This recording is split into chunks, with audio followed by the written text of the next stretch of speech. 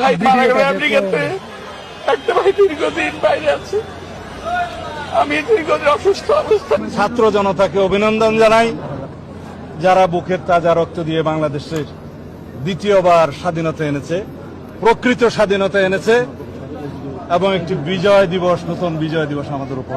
School কলেজের মাসুম বাচ্চারা নিজেদের জীবন দিয়ে রক্ত ঝরিয়ে আমাদের কাছকে মুক্ত করেছে, গোটা জাতিকে মুক্ত করেছে, যাদের শহীদী আত্মত্যাগের মধ্যে দিয়ে আজকে গোটা জাতি মুক্তি লাভ করেছে এক ভয়ঙ্কর ফ্যাসিবাদ থেকে। নতুন নতুন আইন হচ্ছে, এই আইনে এখন কথাও বলা যাবে না। যাবজ্জীবন কারাদণ্ড, 1 কোটি টাকা জরিমানা। একমাত্র রাজাকাররা, পাকিস্তানপন্থীরা স্বাধীনতা যুদ্ধকে স্বীকার করে নাই। তারা এখন বলতে চায় ওই স্বাধীনতা স্বাধীনতা না, দ্বিতীয় স্বাধীনতা রয়েছে। আমি প্রথম প্রবেশ করেছি, দ্বিতীয় স্বাধীনতা বলে বাংলাদেশে কিছু নাই। স্বাধীনতা একবারই আসে, এবং রক্তক্ষয়ী সংঘর্ষের মাধ্যমে আমরা স্বাধীনতা যুদ্ধ করেছিলাম এবং যুদ্ধ জয়লাভ করেছি। নীল কালার যে ফর্মটা আছে, এটা সংবিধান সংস্কার পরিষদ সদস্যদের শপথ ফর্ম।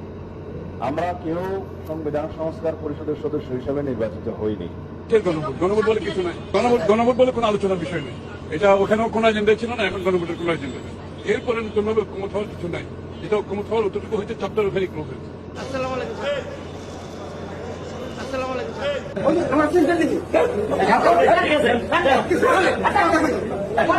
অহংকারীদেরকে আল্লাহ পাক কিয়ামতের মাঠে পিঁপড়ার মতো উঠাবেন।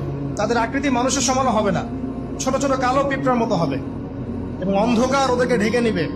আবার অনেকে টাকা পয়সার অহংকার। যা বলার আপনারাই বলেন, আজকে আমি নিরপেক্ষ। আমি আজকে কিছু বলতে পারতেছি না, বললে অনেক কিছু বলতে হবে। সেই জন্য আপনারাই বলেন, যা বলার কমেন্টে বলে যান মতামত।